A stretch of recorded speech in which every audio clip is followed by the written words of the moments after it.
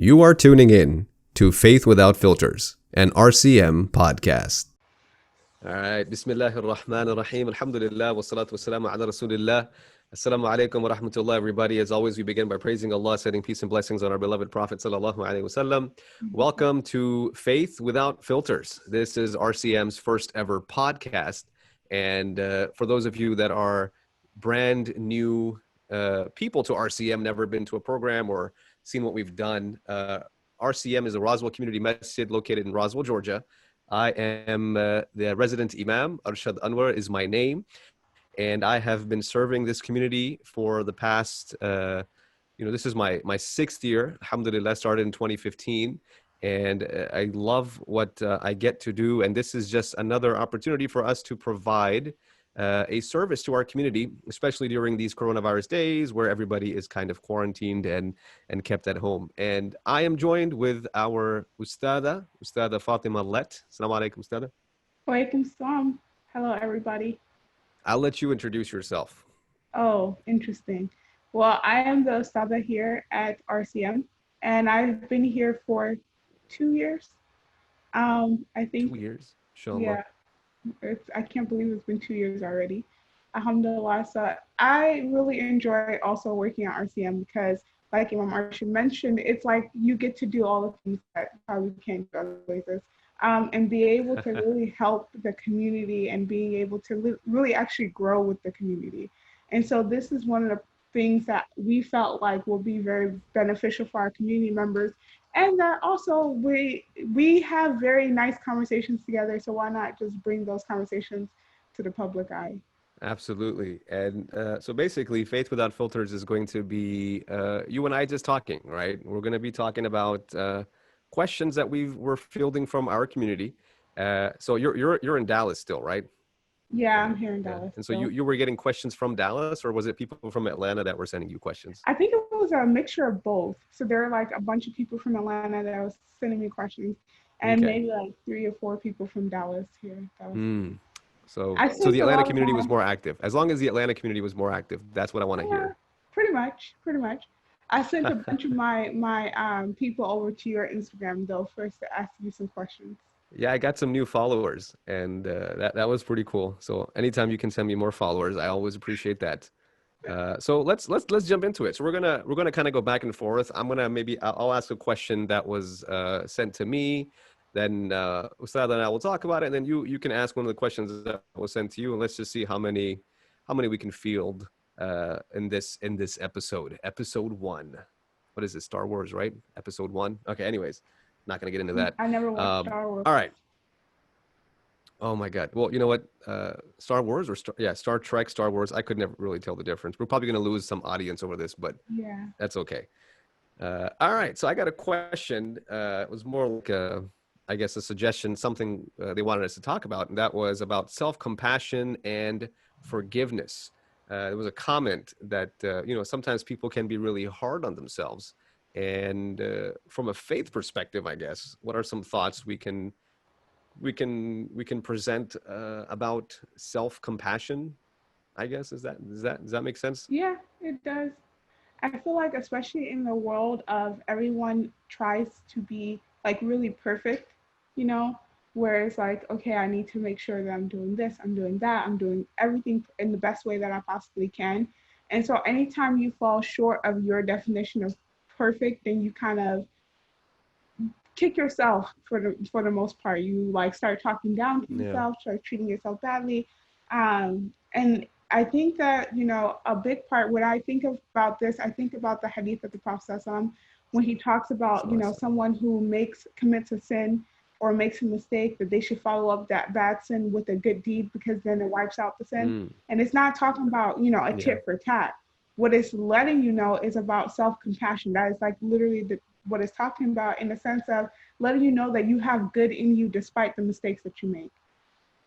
Yeah, I was recently talking to somebody, and they were asking questions about Islam. They had a list of questions, and they were just kind of asking, trying to get answers, and they kept making these little comments like, oh my God, I'm so dumb, or I'm so this or that. And it kind of bothered me a little bit. So I commented while they were asking these questions. I was like, stop saying that about yourself. and then it turned into a conversation about, you know, the kind of messaging, you know, you give to yourself, the kind of things you actually say to yourself. And it was really interesting that, you know, that question that popped up was is it haram to talk down to yourself? Hmm. And you know that before I kind of share what, because I had to answer on the spot, right? I didn't get a chance to think, so I'm going to ask you that question. What would you say if somebody was just like, is it really haram to just talk down to yourself? I would say that like this is it. Well, they're asking it from a fiqh perspective, but this is not a fiqh. It's not a fiqh situation. You get what I'm Yes, saying? that's exactly what I thought It's too. not a Yeah. fixed situation, you know. Halal and haram are those things are very fixed. They're very like black and white things. That's something else. You're a human being and you cannot treat yourself like a robot. You know, you Yeah, cannot treat yourself like absolutely. a book. We're humans, we have emotions, you know, we have different things about us, we're complex. And so just having the question about is it halal, is it haram, I feel like that's just not, it's not even a question, it's not a relevant question in this particular subject, actually. Yeah, so yeah, not everything has to have a fatwa, right? Exactly, Yeah. exactly. And that, so it was interesting because, you know, I took it to the direction of, you know, is what you're doing when you're talking down to yourself in this way, is it something that's productive for who you are as a person, or is it Mm, something that's destructive? Like, you know, are you contributing something positive? Because, you know, sometimes you may talk down to yourself because you really need to humble yourself. Like mm, there's maybe different ways to think about this. So maybe if I'm getting too conceited, maybe I do need to talk down to myself a little bit to get myself leveled out. But you know, so right, maybe in that sense it's halal. But if it's more harmful, then you know it's not that the fact that always talking down or whatever, you know, being hard on yourself is the issue, but it's, you know, are you creating something that is unhealthy for your person?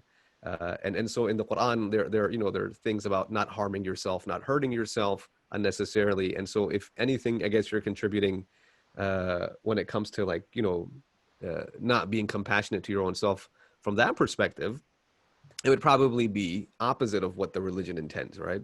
right. And I think it's so important to recognize that part of self development is giving yourself room to grow. You Mm, know, because if you don't have room to grow, then you're gonna talk down on yourself so much so that you won't even be able to be productive, like you were saying. You know, so yeah, it's kind of like you don't want to be counterproductive, right? You don't want it to be yeah, where it's like, okay, I missed a prayer today, and you're down a spiral of like misery where you're not. I missed one prayer. I'm probably going to miss the next for the next yeah. couple of weeks. I can't get up and pray. Now you that thing has not exacerbated so far. You made things worse. You did.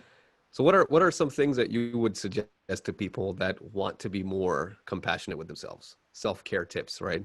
Self-care tips. I think one very important thing that someone once told me that I feel like helps a lot is being mindful of your thoughts. Mm, Because being mindful of how you think of yourself and being mindful of your thoughts and combating the negative thoughts that you have.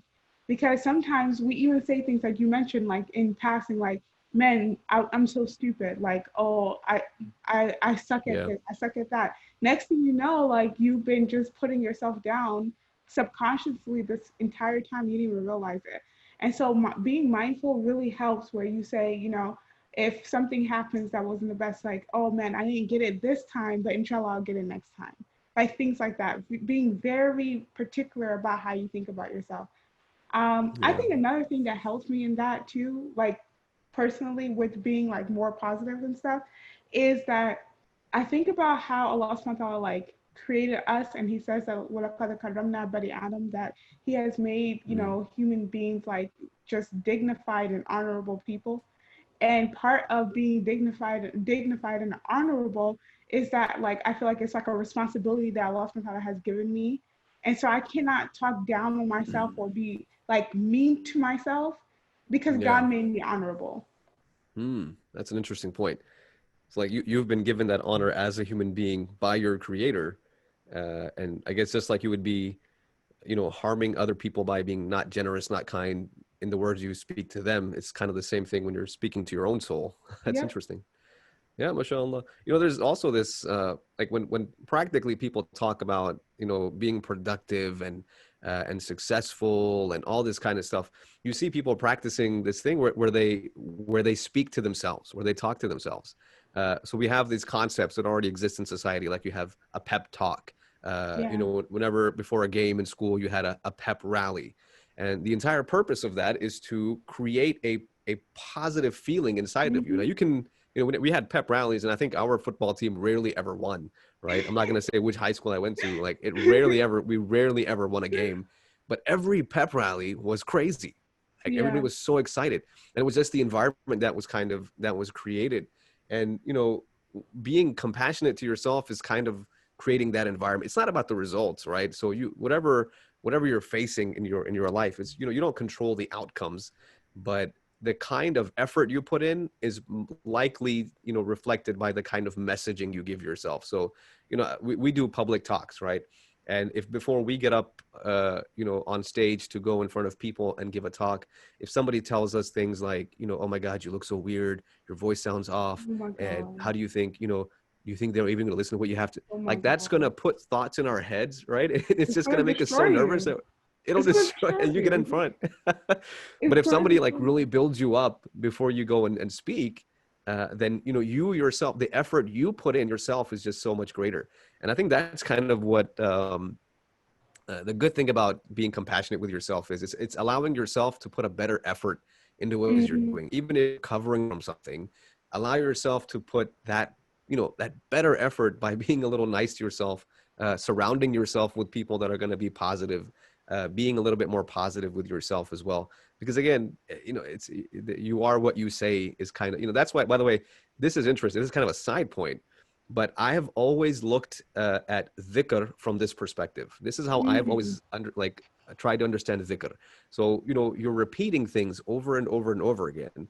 And, from the way I kind of see it as a practical benefit, it's messaging, right? So Hmm.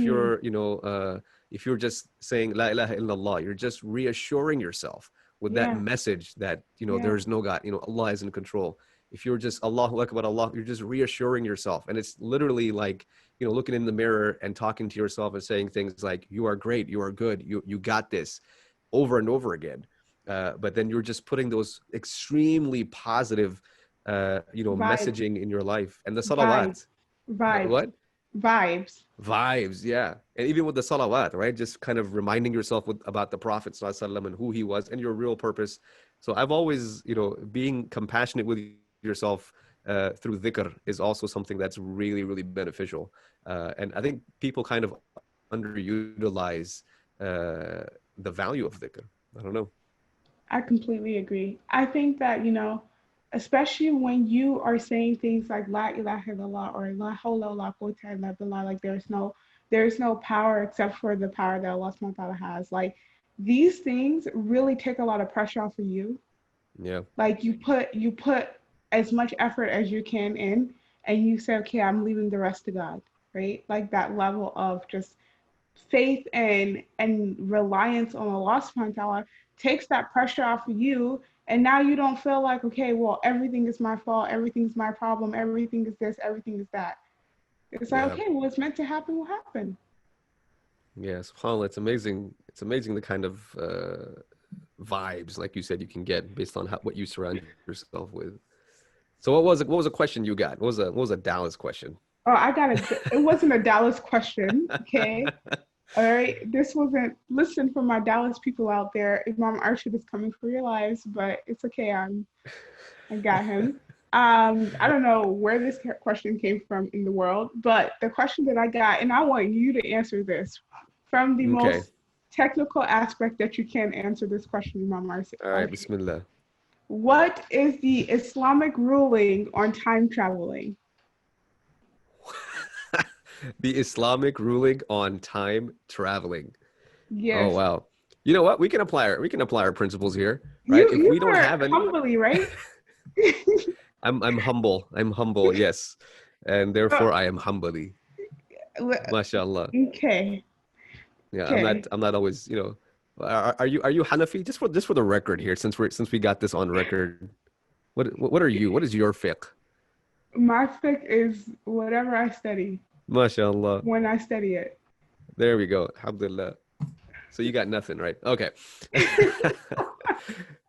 Well, it's a funny question, and I know we're just kind of bringing it up because it's a funny question. But like from an Islamic perspective, if you don't have anything to say it's haram, then it's halal, Then, right? yeah. Now, I don't know how prayer would work, Oh, interesting. but no matter That which would be a time good period you point. traveled to, you would just pray towards Mecca, right? I mean, Yeah. but what if? But Well, would that'd be an prayer be obligatory on you if you travel to the past? Because then you've that already prayer, prayed. yeah, in the Oh, so that's future. interesting. If you went back 5 years, then you could technically go the next 5 years without praying, because unless you hadn't prayed the past 5 years, then you could just do qada. I don't know. That's interesting. Yeah, that's really interesting. All right, let's table that one for. We'll ask some of the Dallas shuyukh that question. I Inshallah, got we'll you. see. We'll see what they say. I think we You should you you actually you got sit another down. question. So this question actually, I feel like it's a question that comes up especially a lot in terms of the workplace, in terms of school, and even just like everyday life and how our society is here in America, being like American Muslims, right? And the question that comes up is, what are the limits or the guidelines around gender interactions, and what are the boundaries Mm. there? Oh wow, yeah. That's and this comes up in so many different contexts. For the masjid, it's always like I've gotten questions, a lot of questions on do we need separate doors for men and women to walk into? What's the length of the partition, both the width and the length? Like what's the deal with that? And traffic control Yeah. at events, and have all this stuff. Our youth groups constantly get criticized sometimes when they're doing things and they're not doing things with entire separation. And Or then even like as you yeah us two working together, having meetings, yeah things of that nature. absolutely, right. And so like, at RCM, so we have four female staff members, two male staff members. We have an executive committee board that meets and comprised of both males and females.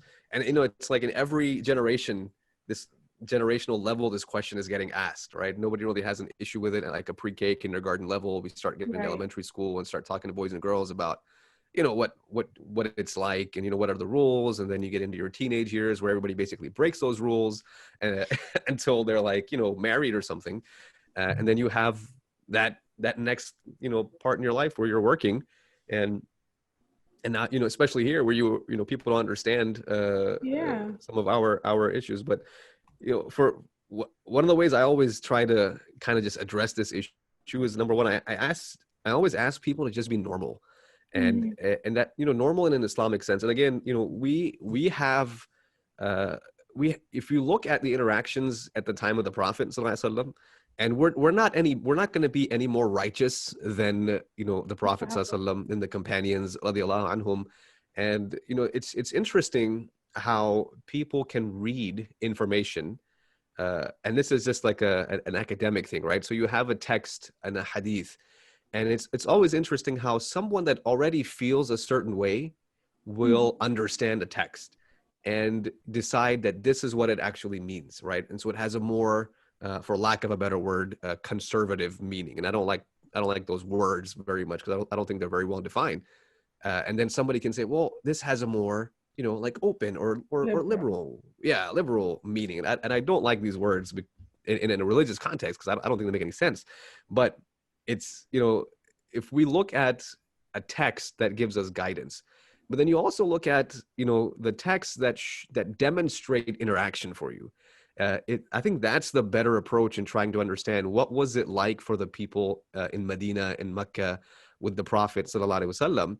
What was their interaction actually like? And one of the hadith that comes to mind, and I'm just mentioning this because it's just the topic, is when a woman came to the Prophet sallallahu alaihi wasallam, offering herself in marriage to him sallallahu alaihi wasallam, and she comes to him, and there's another Sahabi that's sitting next to him, at least one more. And the Prophet sallallahu alaihi wasallam does not want to marry her, and so he just he kind of looks away. He doesn't look at her because he doesn't want to say whatever it is, right? But that's the interaction that's happening. She's like, I'm giving myself to you in marriage, and the Prophet sallallahu alaihi wasallam is saying no by basically avoiding eye contact, looking away. And then the person sitting next to him says, Ya Rasulullah, I would like to marry her, right? If she's coming and she's looking for a husband, and you're saying no, I would like to marry her. And then he has this conversation with them. What can you give her of mahar? And he doesn't have that much mahar. And then they start talking about what kind of things could be, done. And she agrees and all that. So you have basically a wedding taking place, right? Right But there. right there. But she walks up to the Prophet Sallallahu Alaihi Wasallam. And again, so you look at the interaction, right? She's offering herself to marriage. When you're offering yourself to marriage to someone, are you going to come, completely concealed, all this kind of stuff? There's somebody else sitting there, and they're not asked to leave, right? They're not Mm, asked to go somewhere else because this is, oh, so a sister just walked in, you need to get up and go, or something like that, right? And these are all because he then says, I'll marry her. So, I mean, they're not related whatsoever. And there's so many interactions. When you look at the interactions themselves, you see it was a very normal thing. It was a very dignified thing. And it wasn't something that was, outwardly or out of an over caution, treated like, like you're walking on, what do they call eggshell. it? Eggshells. Yeah, don't be walking on eggshells. And I've seen things get really awkward because we create this environment where, we don't even know how to interact with the opposite gender. And it just becomes the most awkward thing in the world. A prime example of that, like you're in a grocery store, you see a Muslim sister, you guys will, like, run away from her. Whereas, I've always told people, was like, if you see your Muslim sister in a public place, go say salam and let her know, sister, if you need anything, I'm right here, right? If something happens, like, yeah, I'm right here. They have no issue going to the cash register and chatting up the cashier, right? Oh, Exactly. how's your day? How, you got kids? How many kids you got? Oh, this and that. Oh, laughing and joking and whatever. But with their own Muslim sister, they're like, astaghfirullah, I can't even look at her. And she'll be like right behind them in line, like not even a salam or nothing. And it's like, what kind of world are we living in where this is happening, right? Why are we so comfortable with a non-Muslim person of the opposite gender, but then we can't even, we have these eggshells that we're on with each other. Yeah, I feel like, that's a really good point, especially about being normal, because it's just so weird where it's kind of like, even in a classroom setting, right? You'll be teaching a class or I'll be teaching a class or something like that, and it's kind of like just awkward where you clearly, like, we're opposite genders, which is fine, but like something that I tell my classmates or my students and things of that nature is that to me, you're just a student. Like, there's no gender thought in my mind. It's like you're a student and I'm your teacher, and that's kind of how it is.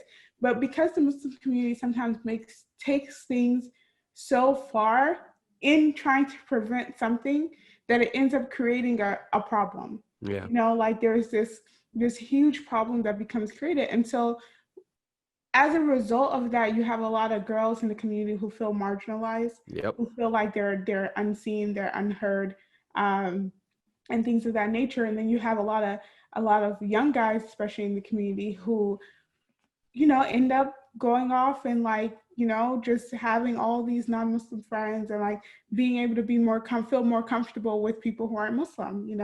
And so Yeah. it just creates an overall problem in the community. So I would say that one big thing is exactly what you mentioned, that it's so important for us to look at the life of the Prophet and see how things were, see how they interacted, and maintain those boundaries. And it wasn't like the boundaries weren't so, like, difficult.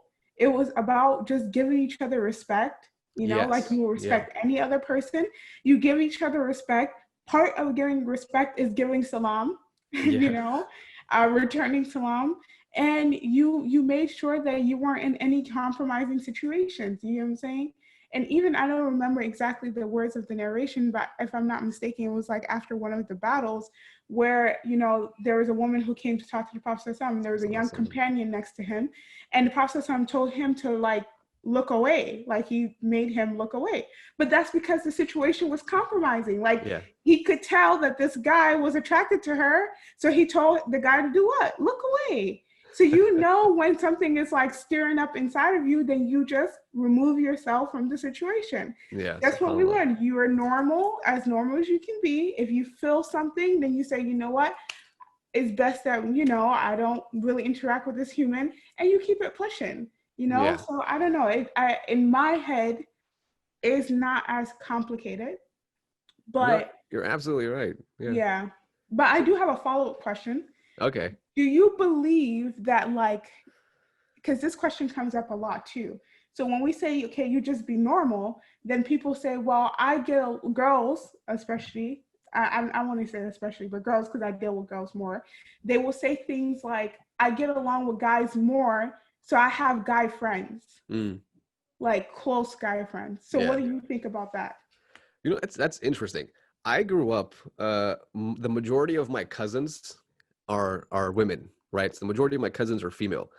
I am extremely comfortable around a company of women, right? Because I have many aunts, I have many female cousins. I've had, just a normal, upbringing, but with a lot of exposure to, my cousins. For it, like we were a very tight family. Every Friday at my, Friday afternoon was my dada, my dad's parents' house, and Friday evening was at my mom's parents' house, right? And so it was a very, very natural, normal thing for us just to interact. And so I've always been very comfortable. And I understand what this person says, right?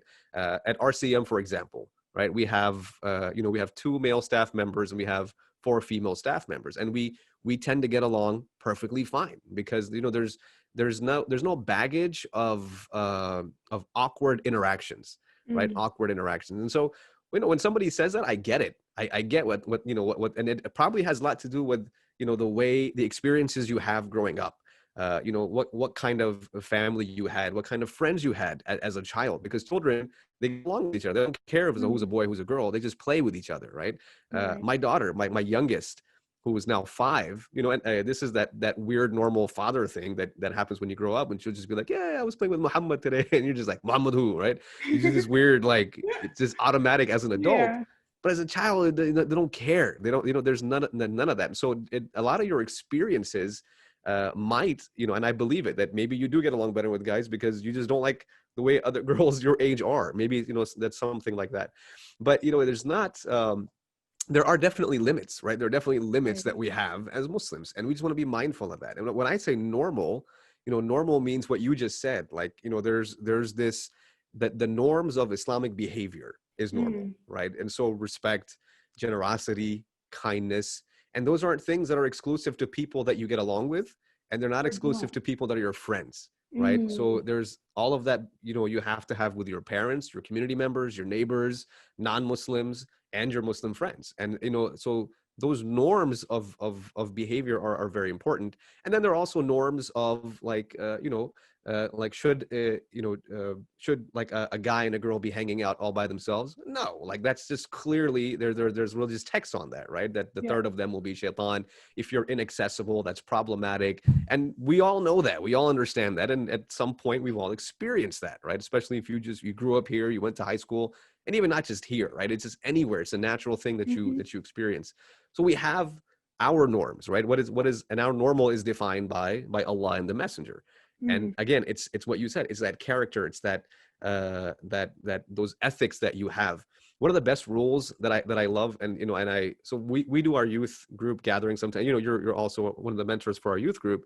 We would have their halaqas together, the boys and girls together, and we did a halaqa on gender relations, and yeah. just talked openly about, look, and it was so much easier for to talk to boys and girls in the same room about gender relations and have them hear each other speak and talk about their Hmm. experiences than just sitting with a group of boys and talking to them, and then them never getting to hear what it's like for A a girl girl. in that situation that they might put in, and etc. And I've always, there's this weird, I think this is going to be like the thing we're going to talk about today, but there's this weird, awkward, you know uh, opposite of our religious teaching principle that gets very religionized, and that is, Mm, what happens to husnul dhan? What exactly. happens to assuming the best in others, and especially in the environment of a masjid or an Islamic event, right? Exactly. So we will create these spaces that are so separate, and people will get so upset that we don't have, a separate gathering for girls, a separate gathering for women or men, etc. But there's no issue whatsoever when it comes to, hey, my kid goes to a public school, right? Hey, I'm going to send my daughter or my son to this and this university, right? And they're going to be by themselves. But when you go to the halaqah at the MSA, it better be separate, because that's, Exactly. you know, that's, and there's whatever excuse you come up with, right? It does, there's this double standard. And why are we so mistrusting of the Muslim community, right? So if a guy and a girl in a masjid talking, why is the first thought that comes to your mind the absolute worst thing these two could end up doing? That's a real problem when Yeah. we are assuming the absolute worst in somebody About else. So if, people. what happens to that? And that's like, that's a religious teaching, husnul dhan, husnul dhan. And it's like, you see a guy and girl talking, they're talking. But to me, it's when it really bothers me. Why in your head, and this is for the people that have these thoughts in their head, why are you assuming that they're going to end up committing zina because they're talking? What is wrong with your head? What is going on in your mind? That's where your mind jumps to. But you don't have that thought when that same guy is out in a different environment and you know, engaging with, you know, the girls at school or the ladies at work, or, you know, whatever else it may be. Why does this worst possible scenario pop into your head inside the masjid or the, you know, youth group, etc.?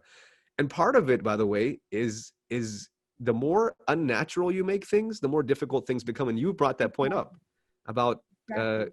guys and, you know, hanging out with non-Muslim girls, and then eventually what, you know, requests that we get for, you know, hey, can I marry this girl? She's not Yeah. Muslim. Yeah. And then we have the situation that we're in today in our society, where we have also where it becomes where Muslim girls are then talking to us too and saying, hey, can I marry such and such guy? He's not Muslim. Where it's kind of like, and then you ask them questions like, why didn't you find yourself a Muslim guy? It's like, well, Muslim guys don't talk to me. Yeah. You know, like I don't, Exactly. they don't know I exist, you They know? don't know how to talk. They don't know how to talk. They don't know. They don't look my way. Da, da, da. And that's not the Yeah. point of the interactions in the masjid. The point of it is to just be a community, is to be normal. And Yeah. like you said, like when we talk about, even me when I'm talking to people about, you know, friendships and guys and girls being friends and all these things, there's obviously a level of friendship there that you cannot reach because of the boundaries that should be maintained from the Yeah. boundaries that the Prophet and Allah subhanahu wa ta'ala has given us. But it doesn't mean that you become an awkward human. You know, like if I need something, I have no problem calling Imam Arshad and saying, hey, this is the situation, whatever the case may be. But you are clearly mindful of your timing of calling, you're mindful of where you are, you're mindful of just different things. And I feel like that's just a human dignity thing. Yeah. Like it's not even necessarily like, oh, okay, like I need to be strict about this. No, you need to have respect for other people's boundaries, and you need to have respect for yourself and put boundaries in yourself. But they don't have to be so like difficult, you know? Yeah. And I think that one big thing that you mentioned is, why do we just people assume the worst when it comes to people interacting, like in the masjid? Like in the masjid. I'm In the like, masjid of all the places. masjid, like there's cameras everywhere here. Like this is not halwa by any means. Okay. Like it's in the masjid. It's like outside the masjid. It's at the MSA. Like, you know, instead of being happy about them being in the masjid or being a part of the MSA or being around Muslim people, it's kind of like, oh, they're probably going to end up doing X, Y, and Z. It's like, no, well, you know, part of what we should be doing is teaching our young girls, our young boys, how they should be normal people in society so that they don't end up in compromising situations, Yeah. whether it be with Muslims or non-Muslims. Yeah. You know what I'm Absolutely. saying? You just teach them to be weird with Muslims, but with non-Muslims, they can wild out. Yeah. Absolutely. It doesn't make sense. So let's do this. I'm gonna mention some tips I give to guys usually, right? And then I want you to mention some tips that you would give to girls, okay? Okay. And then maybe we'll flip the switch and see if I can mention some tips that I don't know. I feel like mansplaining. Okay, never mind. No. Don't worry, Mama.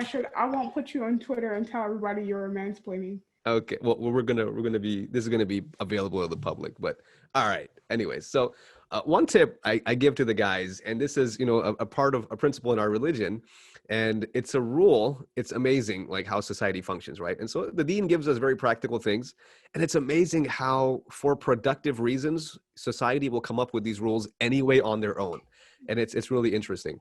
And that rule is keep your hands to yourself, right? Yes. And I love the way we've come up with that rule in schools, because we've realized that when we don't keep our hands to ourselves, likely a problem will happen. And so the general rule is, let's just keep our hands to ourselves. And with, boy-girl interaction, guy, man-women interaction, this is the number one thing I tell people is like, look, the religion teaches you keep your hands to yourself for a very practical reason, right? And it's not about necessarily sexualizing anything. It's a very practical reason. The best thing I have seen out of this is maintaining everybody's comfort zone, because Mhm. you have no idea what the other person's comfort zone is. I have seen situations where a handshake goes from a normal way of greeting somebody to becoming, borderline, if not actual sexual harassment. Mm. And it's merely about the length of the handshake. So, a man shaking a woman's hand, not letting go when she feels comfortable enough to let go, holding on while she wants to let go. Now it becomes the most awkward interaction you can possibly imagine. From what was just a very normal, like, hey, this is how we greet each other. But just because he decided to hold on and she couldn't let go or felt awkward enough to let go, it became an extremely uncomfortable situation. I've had girls, come to me and tell me about, uncles in the community or whatever, putting, and this is someone in their 20s, right? Putting their hands on their back and, giving them the, hey, such a good girl. It's been a long time to see you. But, from people that they don't feel comfortable with, becomes an extremely uncomfortable thing. And it happens over and over and over again. Yep. And so the whole point, like what we should be teaching our men, for example, is look, your general rule should be you don't put your hands on someone. Like that's just it. And you can make it a personal view. We live in a world where you get to make your own personal values and stick to them. And who cares what everybody else thinks about it, right? Been in situations where had to shake somebody's hand and refused, didn't end the situation, nothing happened, etc. I've been in situations where I have ended up shaking hands because it would have created a much more awkward situation, right? And our ulama scholars they've commented on this left and right on the issue of shaking hands, etc. What are the exemptions and when is the concession that can be made, and they go into it in the fiqh aspect of it, but it's all comes down to something being very practical, right? If it's going to make a Mhm. worse situation because this person has no idea what your culture values, etc., are, get it over with, do what you have to, make toba, etc. But you can have that personal value. If you work with people, you're around people all the time, they deserve to know that, hey, this is not something I do, and I Right. do it out of respect to myself and out of respect to you. So I just don't do that. But that's the number one thing I always tell guys is just, keep your hands to yourself. It's going to save you someday. And the other thing about this is if this is a value that people about then you're setting yourself up to be a little bit more righteous here, Yeah. because what you're doing is you're creating a situation where you are telling people that, hey, if I actually do put my hands on you, you already know that's something I don't do as a norm. Yeah. And so that should send alarms off in your head. Why am I touching you when I've already told you this is a value that I have? And that forces you to not cross those lines of temptation, Mhm. that I'm doing something that I've been very clear about with people that I don't do, and that can get me in trouble. And so even if I'm tempted, I'm able to curb that because I've been open about, how I'm expected to be dealing with people. That's a really good Yeah. point. I usually tell girls too that it's so important to have very clear boundaries. Like Mm. you have very clear boundaries in the sense that you're talking to somebody, you know what I'm saying? There's a certain length, 6 feet apart. Okay, we're in COVID, but I've been saying 6 feet apart for a long time, Yeah. right? Being able to have that level of just like it's not a barrier, but it's just giving space. Like you don't want anybody in your personal space, so you make sure you set that boundary. Yeah. And then another thing I usually say is that it's so important to not be in a compromising situation where you Yes. even feel uncomfortable, right? Yes. Like so, if you're talking to somebody, you guys are just having a conversation, have a conversation in a public place. There's no need to be just you and that person like alone. Like you shouldn't do that, like Yeah. because that will make you uncomfortable, and it could lead to something in the sense that you don't want to be in a situation where you're sitting in front of me letting me know that this and this happened and that's not what I intended to what I went there for. Yes. And Yes. that comes up so much where it's like it's Absolutely. it's Yeah. so important to protect yourself. That's the point of it. It's so you cannot control other people's actions, you cannot Yeah. control other people's thoughts. You have to protect yourself, and you have to protect, let's be real, like reputation is a thing. You have to protect your reputation. Yeah. And so at the end of the day, like make sure that you're not in any type of compromising or seemingly compromising situation. Yeah. No, that's, and I have to really, this is such an important thing for both men and women. But you're right. The stories that we get to hear of horrible things happening because of situations that should have been avoided in the first place. And to be very clear, like, if someone does something bad, no situation allows them the right to ever do something bad to another person. Even if Exactly. they're, even if you end up being alone with somebody, that does not excuse the other person for, His doing something to you. actions at Yeah. all. But what you have to understand, like you said, it's about protecting yourself. You are more compromised when you're in that situation, especially with someone that, if you're already doing something where nobody else knows where you are. Yeah. That's a very unsafe situation, especially Yep. in today's times, right? It should not be that you're with someone and nobody knows where you are and nobody knows who Same you're gender with. or not, I don't care. Yeah. Even if it's the same gender, girl with another girl friend that's a female, like Yeah. someone should know where you are. Someone should know that you left your house. Someone should, and it sounds like, oh well, why do I have to tell somebody? Because it's so important for Yeah. you to be safe. It's so important for people to be able to look out for you. You know, if somebody hasn't heard Absolutely. from you in a couple of Yeah. hours, like it'll be important for someone to know where you at. Absolutely. Yeah. And again, for everybody else, husn al Exactly. just because Exactly. you might see someone in a compromising situation, don't jump to the worst possible conclusion. There are a lot of angles to this. Oh man, what's another thing I think I would tell guys? Yeah. So when I was a teacher, and I taught in we both taught the same Islamic school. I was teaching fifth grade, and the principal, Dr. Siham, she gave me, when I first started, she gave me just wonderful advice. And she said, don't let any of she said, I think it was like the second grade and above girls hug you. Right. And Mm, it's like students get excited and they love their teachers and they want to come, like, just start creating boundaries from that age so mm, that we can have, like we can start teaching people how to interact. And when I was teaching fifth grade, we had one of the surahs, and it was وَالَّذِينَ هُمْ لِفُرُوجِهِمْ حَافِظُونَ, right? Those who guard their private parts came up. Now, sometimes parents pick the curriculum, and they don't always read through the surahs, and then like, hey teacher, you go teach this to a bunch of fifth graders. Now this ayah comes up and we want you to teach the Quran with meaning. And it's like, okay, you really sure you want me to teach the Quran with meaning? right. Okay. But so I came up with a way to present it as gender interaction. And it was really interesting how, so with the boys and the girls in the class, we came up with a symbol, and this was the symbol. And this was our reminder. And, it was just like on the spot. Cause I was like, what do I, I didn't even realize this ayah is here. So what do we talk about when we get to this ayah? But it was, we came up with this idea of the barrier of respect. And it was about, when someone's getting, into your comfort zone or too close to you, for example, right? And this was just about, and so we would do this little symbol, and I would use it with the students, right? And so if one of the students was getting close, I'd just be like, hey, let's have a little barrier of respect here, right? So we're not too close to one another. And it was phenomenal how it just became a thing, right? It became a thing. And it was students sometimes without even thinking would just come up behind you and they'll grab you and hug you and all this kind of stuff. And it wasn't about embarrassing anybody or anything. It just became like, hey guys, or you would see two students, a boy and a girl standing, and you were like, they're a little bit too close together. And look, we all know what happens, right? Attraction's a very natural thing. It's not like they have the worst of intentions. It's just it's like literally, this, yeah, we're created like this, right? We're naturally created for this attraction. And so things happen, and just from across the room, I could do this, and they would, oh, like, so and so, they could kind of separate. But it's really about training, not, locking away boys in a different room and girls in a different room is not teaching them how to behave with each other. No. It's actually what Exactly. creates Makes these the situations situation where worse. they don't know how to act with one another. Exactly.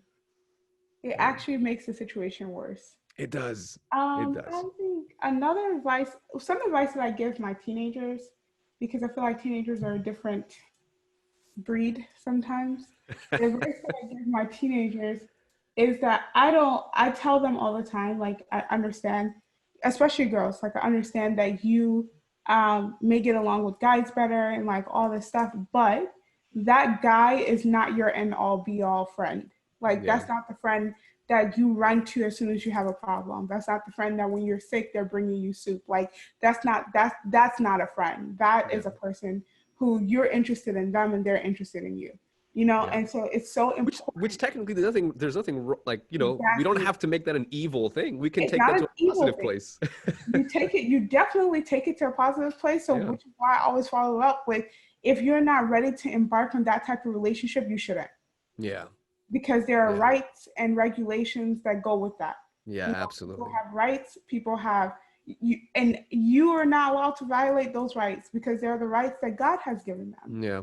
You know, and so if you're not ready to embark on that type of relationship, then you can't have your cake and eat it too. Yeah. You can't, oh, he's my friend, but he pays for everything. He takes me everywhere. I tell him when I'm sad. I cry to him. I do Yeah. this. I do that. Yeah. No, That's no friend. Let's be real. That's no friend. And all of us know that. And as a guy, let's just look. And I think thank just you. coming from a guy to girls, no. Like it's just not. We're not built like that. Exactly. We're, even if you look at like the entire secular perspective on what a man and, whatever is, they'll say like men are hunters, right? And yeah, that's basically what's going on, right? So you got to be very careful because Exactly. there's just enough of it out there to and True. there's girls should talk to women that have been through this. Boys should talk to men that are more responsible. But again, it's really, if we don't talk to our young people about, hey, when you start feeling like this is what's happening. It's an Yeah. attraction. You're built like this, and this is what life is like. When you get older, you look for a partner, et cetera, et cetera. And let's take the conversation there. But unfortunately, I don't know. Sometimes we create these cultures where uh, we're not facilitating marriage. We're not facilitating, positive outcomes for people Yeah. because we still treat our 30-year-olds like 10-year-olds. Yeah. That is true. That's again. There's just too much in this. There's Right. too much in this, and I don't know how we're doing on time. Let's do one more thing. Let's do one more question quickly, and let's go from guy girl interaction to guy girl non-interaction. Now we're talking about divorce. I don't know if that was a good intro, but let's talk about the opposite end of the stick, right? Let's. How does that transition even happen? I was like, where is he going with this? It was pretty natural. Again, it was pretty Oh, natural. okay, But okay. there was a question about the stigma of divorce. أبغض الحلال عند الله الطلاق. Right there, with the hadith that the most despised things amongst the things that are halal is talaq, is divorce. And we're kind of going off of this. I know I haven't had a time to go back and look up this hadith, but from what I remember, and I may be wrong about this, is that the authenticity or the something about this hadith is disputed from what I can remember. So I'm going to avoid the hadith. I'm going to avoid the hadith in and of itself. Me too. Uh, but there is something about the hadith, either through the meaning or through the chain of transmission, that may be disputed. But definitely, I have just immediately, there's a surah in the Quran Culture to talak. called Surah Al-Talaq, right? And it talks about, what if the prophet, were to divorce you? What would happen, right? Because of the situation and the context, that's in its place, but that conversation exists. And then, Allah gives us all these detailed rulings and rules and regulations for divorce and marriage and all this kind of stuff. Uh, it's a process that has been and I say this from the point of view as an imam in a local community that deals with many divorce cases, and I say this, and I'll say this very openly, in a community where a lot of divorce cases get sent over here because Yep, other people don't want to deal with them. And yep. I've always been very open about that, because that shouldn't be the case, but it is the case. And it's always just been amazing how, you go through the books of fiqh, you go through the rulings, and the process is there. It exists, and it facilitates almost every kind of separation that you can imagine. So amicable, meaning both parties agree, to the Mm-hmm. absolute worst, which is, one person is guilt tripping you religiously to stay in the marriage and the Yep. other one's desperate to leave. And there's solutions for everything. Yep. And there are moments where, you know what, the decision no longer rests in the hands of the Even the husband or couple. the wife. Yep. It rests in the hand of the state, because they're like, no, you guys cannot live together. Yeah, you This guys is are not what a marriage is. you're You're becoming done. a community problem. Like you as a couple and a household are becoming a Yeah. community problem. So we as the state need to deal with your community issue because we cannot have you corrupting the rest of the world. Yeah, Like you're harming your kids, you're harming your family, you're harming your neighbors. Like, this is done, right? So there are those situations as well, and so it's all facilitated within the tradition in our law. But there is a stigma. There's a stigma that exists around divorce, and particularly it affects who, Ustada? woman, Yeah, woman. And what's so interesting is that like when you look at the Sirah, you look at the yeah, life of Prophet ﷺ, and then you look into the different companions, and it's like so and so she used to be married to so and then it didn't work out, so she's now married to so and so. So yeah, she had, and it's like, and it's pretty like vast in our history. Like yeah, it's a thing. It's not something that's praiseworthy, obviously, in the sense of like, nobody's being like, yeah, get married with intention of divorce. No, yeah, absolutely not. But it's like a part of society, yeah, like taking out the trash is not praiseworthy. It's a part of what you have to do in your life. Like turning on the TV is not praiseworthy. It's a part of what you do in your life. yeah, Again, these are things that just happen, and when they happen, it's unfortunate that a lot of women are in situations where they're in, abusive relationships, or they're even in, it may not even be as bad as an abusive relationship, but they're in a marriage that they're not happy in, and there is hmm, no intention on the other end or even on both ends for them to be happy. But yeah, she's like, I'm not leaving because who else am I going to be married to? absolutely, I'm not going to be yeah, able to get remarried. So there is a huge stigma when it comes to divorce, and it mainly affects women in the sense yeah, that, like, then it's like, oh yeah, you remember her? Oh, Miskeen, like her yeah, husband left her. When really she's probably the one who left him. But yeah. And you know what's who's funny is when a man who's divorced will come and be like, I'm looking to get married. and And then you immediately ask, get married. well, no, Right. not just that. You ask them their conditions, like what kind of, who you're looking for, what kind of a person. Someone that's never been married before. It's like, wait a minute, what? It's like, I don't want to marry someone that's already been married. I don't want to marry someone that's been divorced. It's like, but you've been divorced. You've already been through that yourself. So there's that aspect of it. But you know what? There's also this aspect of us shying away from the topic so much that I feel like it has a more detrimental impact on our kids Yeah. that experience divorce in their families. Mm. And not again, like you mentioned, the Quran, by the way, is, again, we want to teach our kids the Quran. Again, we go to that whole thing, right? We want our kids to memorize Quran, learn the Quran, there's a whole surah called Surah al-Talaq. There are other chapters that have these chapters of divorce. If you're really teaching your kids the Quran, right? If you're really teaching your society the Quran, you're teaching them about divorce. You're Yep. teaching them about divorce law. You're teaching them about rights that people have over each other, et cetera, et cetera. But why is it that so many people don't know how khula works? Why Yep. is it that so many people don't know, wait a minute, how many, et cetera? So we're not doing a good job of as a community, even as a Muslim community that wants our kids to be proud Muslims, et cetera, et cetera. We're not setting them up for, appropriate, successful futures. But it also has and I say this from experience, right? And you know this, and I say this, I have kids from a previous marriage. And it's just very detrimental when kids themselves are, they don't know anyone Yeah. that's also, I don't know, this happened all the time, or this is that something like this happens. It can crush their entire world because it's not something that's already, known to exist. Yep. That Yep. this is something that happens with couples and societies, and then we don't know how to handle it as couples. We don't know Yeah. how to we just very, Deal with again, it it becomes like that boy-girl interaction. It's very awkward. or even as a community, like, Yeah.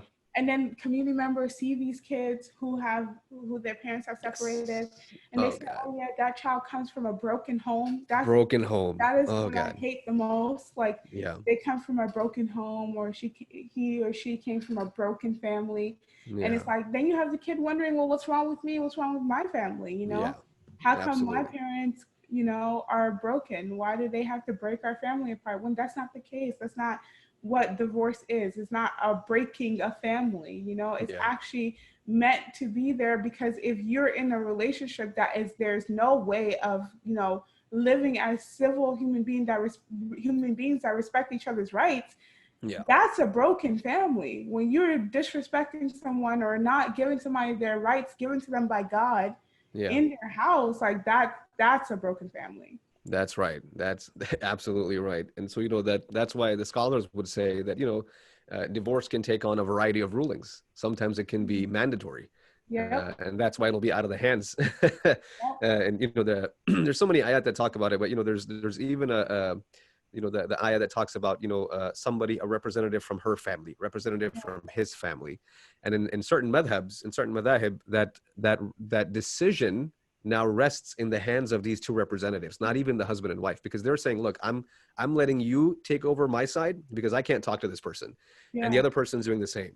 And they're saying, look, whatever you come to the conclusion of, that's going to be final, because I can't communicate with this person. And so we have we have a really beautiful system for dealing with this. Like, and if there is reconciliation, like the Quran mentions, if the spouses reconcile amongst themselves, nobody else then can come and mess with that reconciliation, right? It's not like, so if they now decide, okay, you know what, we're going to give this another chance, you don't get to come in as an outsider now and say, well, so there's a whole beautiful system that's built around, and we should actually celebrate the fact that, we have a religion that's so practical, that Yeah. every aspect of our deen has been, explained so Taken beautifully. care of. Is taken care of. And so a person that's divorced is a person that, gets to experience the rulings of Islam that exist by Allah subhanahu wa ta'ala. And they get to get the ajr of being in line with those rulings, right? And Mm-hmm. that's whenever you're within the bounds of Islam and in obedience to Islam, you're getting ajr for that. And so there's this separate type of ajr you're getting as a divorced person if you're dealing with the divorce process according to your faith. Yeah. And that in and of itself, it's It's a you blessing. could do it some other way, and then that would be sinful. So if you're doing it the proper way, there's reward in that. Yeah. So I guess the Uh, solution to this is that there shouldn't be a stigma, even though there is, and we need to yeah. stop. As a community, we need to, come together and stop the way that we treat people and the way husnul dhan. There it goes. Husnul dhan, worst possible thoughts. It's like, man, Yeah. if somebody divorced her, she But must have done something that she can't be like, marriageable again. that's it's that's like the so thought that comes to ridiculous. people's minds. It's absolutely ridiculous. It's absolutely ridiculous. Yeah, there's no other word for it. I guess it's just Yeah. absolutely ridiculous.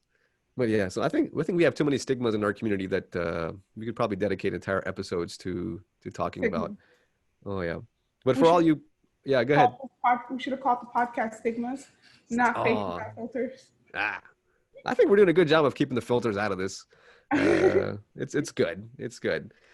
For all you people out there that are divorced, subhanallah, it's one of the things I will, one piece of advice I'll give you guys is, look back at the seerah of the Prophet sallallahu alaihi wasallam for contextual lessons, right? And one of the things the Prophet sallallahu alaihi wasallam experienced, the companions experienced was, and the Quran talks about this a lot, is how you can deal with people and yourself spiritually when people are constantly criticizing you, right? And so in the Prophet's context, when he's out there sharing the simple truth of La ilaha illallah, even when he's out there telling people, hey, don't bury your daughters alive, right? As the message of the Quran clearly says.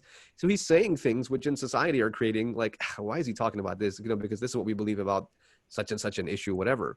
But if you read the seerah of the Prophet, sallallahu alaihi wasallam, with your issue in mind, you'll get a lot of lessons in how to deal with other people, right? What do I do? And, Allah subhanahu wa ta'ala tells the Prophet, sallallahu alaihi wasallam, forget them when they say something like that. Don't pay attention to what they say. Put your, attention towards the believers who are supporting you, right? Go to the people, and they were the weaker ones in society at the time, right? So a lot of your people that didn't have the tribes to back them up, and the people that were slaves in society were accepting Islam. And Allah is saying, look, these people, they believe in you. Forget these other people, go to them, right? And so one of the things you definitely want to do is to make sure you're surrounding yourself with a support system of people that are empowering you and reassuring you, and not constantly be around those people that are criticizing and just, for no reason other than the fact that you went through a divorce, right? You don't have to put up with that. And so you have your own little hijrah that you can do, your own little migration in your perspective, in your company. There's so many things you can get from the seerah if you read it with your particular questions and issues in mind. It's a beautiful thing. Inshallah. Well, I think that's the time, because I do not want Sister Lubna to come shut us down. That's right. Yeah. So, mashallah, alhamdulillah, I think we had a good first episode. Jazakallah khair, Ustada, for your time, and I look forward to having more conversations with you when we do the next one. Yeah. And hopefully we'll get more questions from Dallas, because those people seem like they're a little lazy not submitting questions. But Wow. props to the ATL crowd. Wow. I'll be sure to let my Dallas people know. There we go. Let's see if they can come up with start trolling you on your Instagram. I'm gonna send them to your Instagram. Hey, bring it on. Bring it on. I'm ready for it. Remember that last time you put up the poll and I sent all my people to your Instagram? Yeah, that was not fair, but that's fine. I got my peeps now. I got my gang. Oh, okay. Oh, okay. All right, Jazakallah khair, Ustada, and we're very excited that we're launching this podcast. Inshallah, it's going to be you'll get an episode per month for now, and we'll see how the demand goes. But this has been fun, and we look forward to the next episode when we talk more about the issues you guys want us to talk about. Real talk about real issues. All right, guys. Assalamu alaikum wa rahmatullah. Assalamu alaikum wa rahmatullahi wa barakatuh.